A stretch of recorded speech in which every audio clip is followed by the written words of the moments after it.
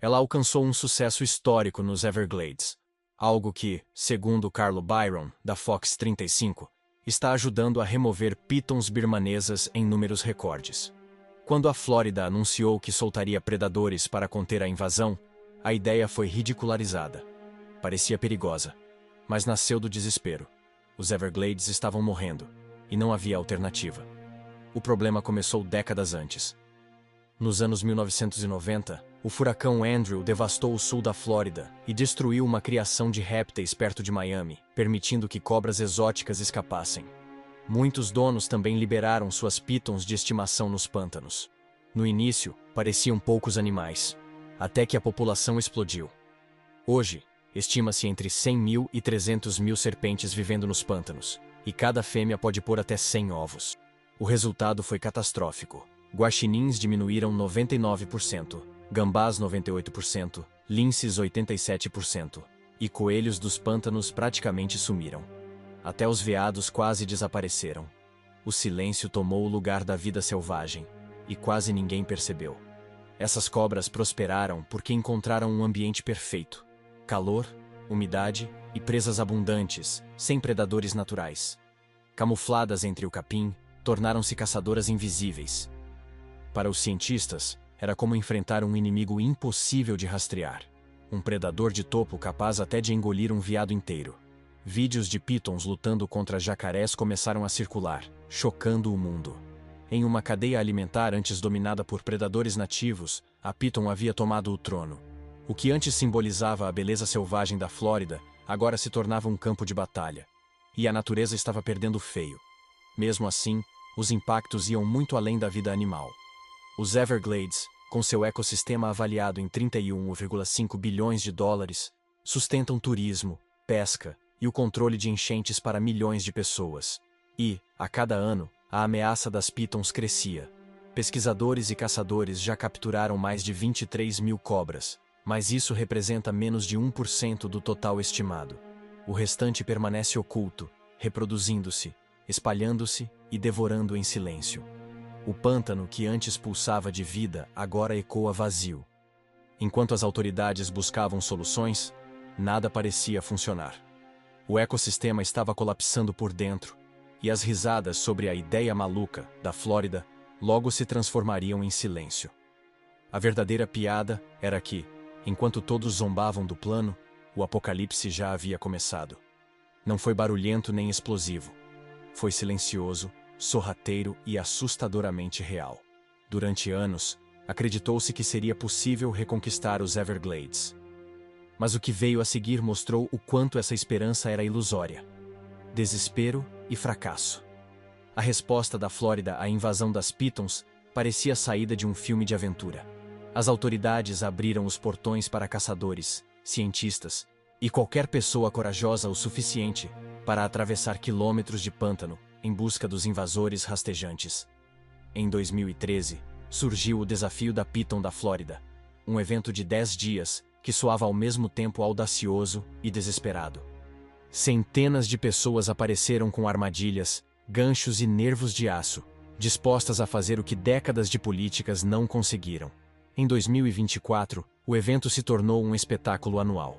Naquele ano, 857 participantes de todos os Estados Unidos e até do Canadá enfrentaram os habitantes mais temidos dos Everglades. Capturaram 195 pitons birmanesas, conquistando manchetes e aplausos públicos. O vencedor levou os 10 mil hires e foi celebrado como herói na luta para salvar o coração selvagem da Flórida. Por um momento parecia que a vitória estava próxima, mas os números escondiam uma verdade sombria. No ano seguinte, o torneio de 2025 bateu novos recordes. O caçador Taylor Stanbury capturou cerca de 60 pitons, o maior número da história do evento. No total, os participantes removeram 294 cobras. Um número que parecia grande até perceber o quão pequeno era diante das dezenas de milhares ainda livres. Os Everglades não estavam se curando, estavam sufocando. As pitons se multiplicavam mais rápido do que qualquer pessoa conseguia contar. Para compensar o fracasso, o estado contratou profissionais. O Distrito de Gestão da Água do Sul da Flórida recrutou 2 dezenas de caçadores de elite, pagos por hora para patrulhar os pântanos o ano inteiro. Não eram aventureiros de fim de semana, mas caçadores de pitons de carreira, equipados com tudo o que a ciência podia oferecer. Ainda assim, as cobras pareciam sempre um passo à frente. Então, a Flórida apostou em algo novo: guerra tecnológica. Engenheiros criaram coelhos robóticos que emitiam calor e cheiro para atrair as cobras. Cães farejadores foram treinados para seguir rastros de répteis. Drones sobrevoavam os pântanos, vasculhando qualquer movimento. Biólogos da vida selvagem chegaram a colocar colares de GPS em guaxinins e gambás para rastrear onde os predadores poderiam estar. Alguns dos experimentos mais ousados usavam cobras espiãs, equipadas com minúsculos transmissores de rádio para levar os pesquisadores até fêmeas reprodutoras escondidas. Era um jogo ecológico de xadrez, e os humanos estavam determinados a vencer.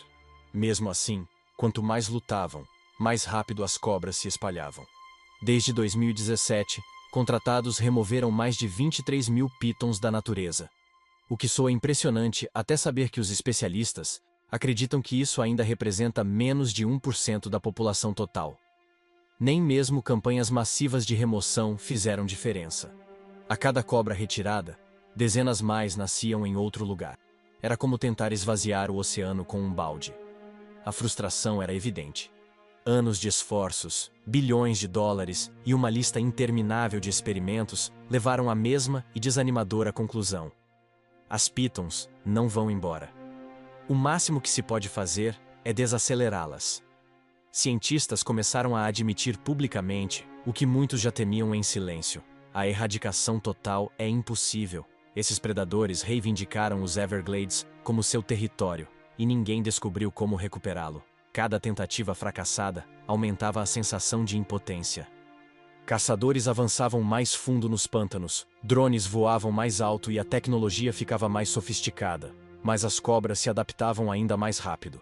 Elas rastejavam para o norte, invadindo novos habitats e ignorando as fronteiras traçadas pelos humanos. Cada solução parecia terminar no mesmo lugar: um beco sem saída. Esse crescente sentimento de derrota levou a Flórida ao limite. Se tecnologia, dinheiro e mão de obra não podiam detê-las, o que poderia? No meio dessa frustração, uma ideia selvagem começou a tomar forma, e os cientistas se viram diante de uma pergunta impossível: como lutar contra um inimigo que não se pode ver, capturar nem matar rápido o suficiente? O presente distorcido das pitons. E se o maior problema da Flórida não fossem as pitons rastejando pelos pântanos, mas algo muito menor, escondido dentro delas? No coração dos Everglades, um passageiro silencioso chegou junto com os invasores, um parasita invisível que agora está reescrevendo a história ecológica do estado. Seu nome, Raeliotiella orientalis, mais conhecido como verme pulmonar das cobras. Enquanto as pitons atraem toda a atenção, esse parasita está silenciosamente trazendo um novo tipo de caos. Tudo começou com um caroneiro invisível. O verme pulmonar veio originalmente da Ásia, pegando carona nas pitons birmanesas antes que elas chegassem à natureza da Flórida. Uma vez que a cobra se estabeleceu, o parasita se infiltrou na cadeia alimentar local, como se estivesse apenas esperando o momento certo. Primeiro, as fezes das pitons espalharam os ovos do verme pelo pântano. Depois, baratas se alimentaram desses resíduos. Em seguida, lagartos e sapos comeram as baratas. Quando as cobras nativas caçaram essas pequenas presas, engoliram também a verdadeira ameaça, sem saber.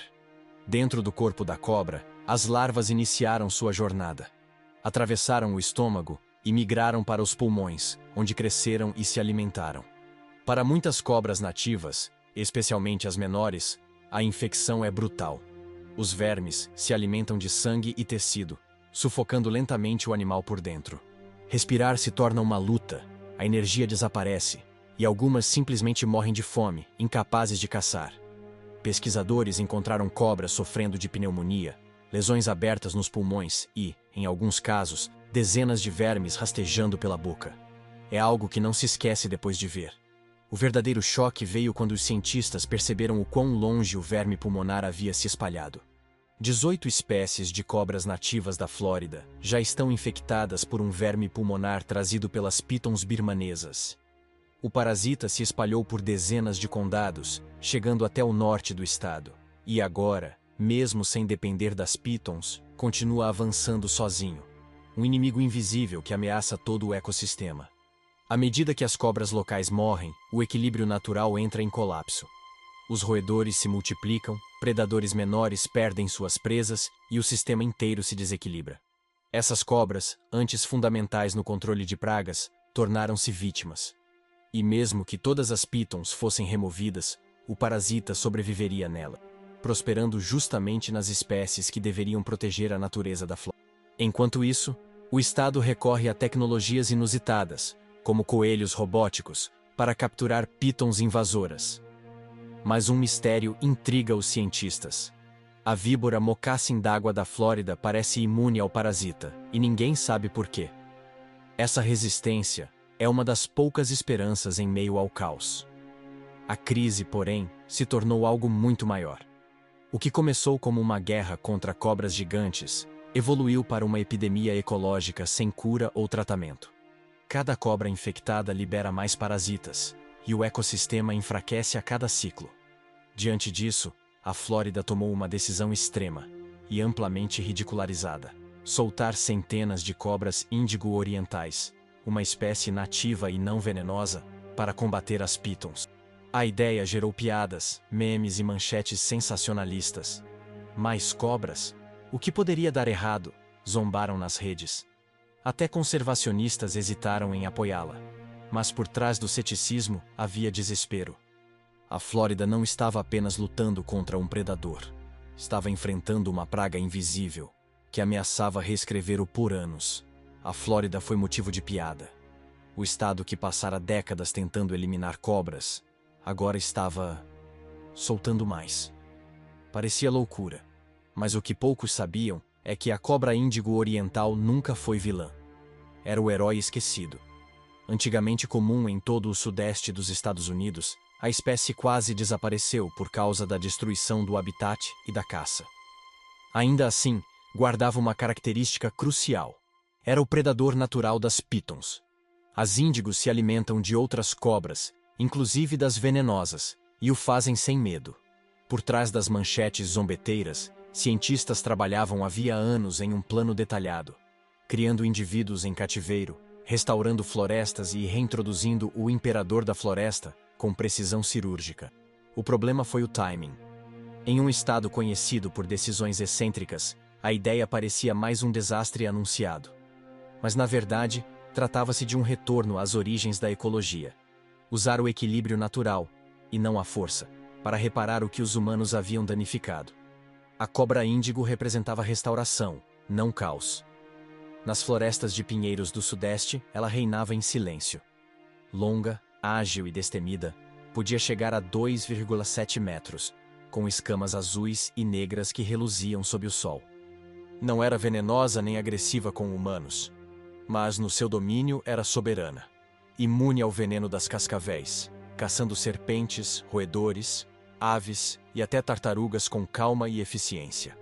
Seu antigo império se estendia da Virgínia ao Mississippi, quase 90 milhões de acres cobertos por pinheiros de folha longa e carvalhos. Até que, com o avanço da agricultura e da extração de madeira, 97% desse reino foi destruído. Em 1978, o governo a declarou espécie ameaçada. O imperador havia perdido quase todo o território, restando apenas pequenos redutos na Flórida e na Geórgia. Agora, décadas depois, seu retorno simboliza mais do que a volta de uma cobra. É o renascimento de um sistema inteiro. Um lembrete de que restaurar a natureza exige paciência, não desespero. E que, às vezes, a resposta para um desastre ecológico pode vir deslizando em silêncio, sob o capim. Pessoas as coletavam para o comércio de pets, e durante as caçadas de cascavéis, caçadores bombeavam gás venenoso nas tocas do jabuti cavador, Gopher tortoise, para expulsar as cascavéis, e as índigos escondidas ali não tinham chance. Na Grande Depressão, quando faltava carne, cavavam os jabutis para comer e matavam as cobras que encontravam junto deles. Pedaço por pedaço, o mundo da índigo foi sendo arrancado até restarem apenas alguns grupos isolados. Cada perda de floresta ou de uma toca de jabuti era como remover mais um tijolo da fundação de uma fortaleza antiga. O que torna a história ainda mais trágica é o quanto o destino da índigo está ligado ao do jabuti cavador. Essas cobras usam as tocas do jabuti para quase tudo: abrigo, nidificação e proteção contra o frio. Mais de 350 outras espécies também dependem dessas tocas, o que as torna um dos habitats mais vitais do sul do Zeuatamor. Assim, quando os jabutis diminuíram, as índigos os acompanharam. As duas espécies estavam unidas pela própria sobrevivência, cada uma moldando silenciosamente um ecossistema inteiro que quase ninguém percebeu que estava desaparecendo.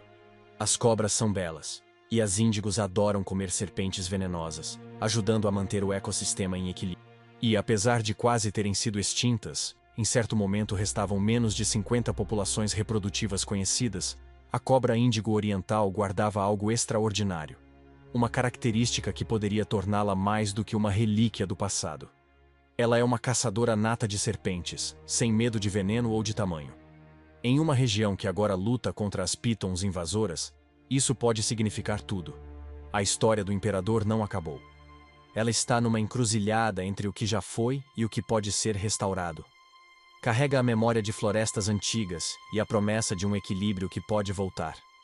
À medida que o plano de reintrodução avança, uma pergunta paira: o imperador conseguirá reconquistar o trono e inclinar o equilíbrio? A natureza está reagindo. Durante quase 2 décadas, a piton birmanesa reinou absoluta nos Everglades, devastando ecossistemas inteiros. Coelhos, guaxinins e veados desapareceram, e o equilíbrio natural da Flórida entrou em colapso. Mas, em uma manhã de dezembro, algo mudou. Pesquisadores rastreavam uma piton macho de 4 metros e 23 quilos, apelidada de Loki, quando a encontraram morta, com a cabeça mastigada e parcialmente enterrada. Dias depois, uma câmera revelou o improvável responsável: um lince pardo de apenas 11 quilos. Foi o primeiro registro conhecido de um lince nativo matando uma piton adulta. A cena simbolizou uma virada inesperada. Por anos, as pitons foram caçadoras invencíveis, mas agora, os predadores locais parecem estar se adaptando. Câmeras capturaram jacarés devorando pitons jovens, cobras índigo caçando serpentes invasoras, e até onças pardas da Flórida enfrentando esses gigantes. As causas ainda são debatidas: frio extremo, aprendizado ou simples oportunidade. Mas o significado é claro: a natureza começa a contra-atacar. O que antes era sinal de desequilíbrio, agora se transforma em indício de resistência. Como resumiu um biólogo: quando a natureza luta de volta, é sinal de que ainda há esperança. É um ponto para o time da casa. Os Everglades estão revidando. Ainda assim, recuperação não acontece da noite para o dia. Um único lince não desfaz 2 décadas de destruição. E uma única índigo não apaga o estrago de milhares de pitons reprodutoras. Para cada serpente invasora morta, dezenas eclodem em algum lugar do pântano. É uma guerra lenta, medida não em grandes vitórias, mas em pequenos e suados ajustes de equilíbrio. Mesmo assim, cada ato de resistência conta. Cada predador nativo que aprende, se adapta e transmite esse comportamento está reescrevendo a história ecológica da Flórida. Os sinais são promissores, porém frágeis. Os cientistas sabem que a adaptação leva tempo. E tempo é algo que a fauna da Flórida nem sempre tem. Ainda assim, pela primeira vez em anos, há prova de que a luta deixou de ser unilateral. A natureza responde do único modo que conhece: instinto, adaptação e resistência silenciosa. Por 2 décadas, as pitons dominaram. Agora, os nativos da Flórida estão revidando. Mas será suficiente? E quanto às índigos reintroduzidas? O milagre. No outono de 2023, algo extraordinário aconteceu nas areias dos pinheiros de folha longa da Flórida. Na Apalachicola Bluffs and Ravines Preserve, câmeras de trilha registraram 2 filhotes nascidos na natureza de cobra índigo oriental, descendentes de indivíduos anteriormente soltos. Pela primeira vez em quase meio século, a índigo voltou a se reproduzir na natureza no norte da Flórida. Não era mais sobrevivência, era renascimento. Durante anos, cientistas fizeram de tudo para manter o sonho vivo. Criaram cobras em cativeiro, rastrearam seus movimentos, vistoriaram tocas e torceram para que a natureza assumisse o comando. Mesmo assim, o progresso parecia frágil, como segurar algo delicado demais até para respirar. E tudo mudou quando aqueles filhotes apareceram.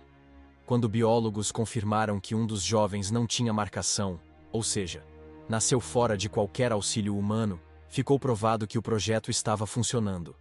As índigos não estavam apenas se aguentando. Viviam, caçavam e criavam a próxima geração novamente em seu próprio habitat. Era o tipo de momento que justifica anos de trabalho silencioso. Com a virada de 2024 para 2025, a recuperação da cobra índigo ganhou força. Em áreas restauradas, observadores registraram novos indivíduos, inclusive um macho de 1,83 m cruzando o mato com confiança. No Panhandle da Flórida, mais cobras foram reintroduzidas, e 19 solturas antigas tiveram sucesso. Até uma fêmea libertada em 2019 segue viva e saudável. As índigos não estão recuando, estão voltando a ocupar seu território. O centro dessa recuperação é o antigo ecossistema de pinheiro de folha longa, que um dia cobriu 90 milhões de acres e hoje resta em apenas 3%. Durante anos, conservacionistas restauraram a vegetação nativa e as tocas de jabuti cavador, abrigo vital para as cobras. Agora, com filhotes nascidos nessas tocas, a terra mostra sinais de cura. O renascimento se espalha. No Alabama, 44 índigos foram soltas em 2025, somando mais de 500 reintroduzidas no total. O sucesso atrai a atenção de outros estados e confirma que o método funciona. Ninguém espera que elas eliminem as pitons invasoras, mas as índigos ajudam a reequilibrar o sistema, predando pitons jovens, competindo por presas e restaurando a cadeia alimentar. O feito não está em uma cobra vencendo outra, mas em uma restauração guiada por paciência, ciência e confiança na natureza. Por anos, muitos julgavam as florestas da Flórida irrecuperáveis. Soltar cobras num ambiente já invadido parecia absurdo, até virar um dos maiores sucessos de conservação recentes. Caçadores e cientistas, antes vistos como opostos, acabaram trabalhando pelo mesmo objetivo: devolver o equilíbrio perdido. A lição é clara: ecossistemas complexos não se curam com soluções simples. Eles precisam ser reconstruídos até voltarem a se sustentar sozinhos. Resta saber se esse renascimento será duradouro. E se as cobras índigo conseguirão viver, enfim, sem nossa ajuda.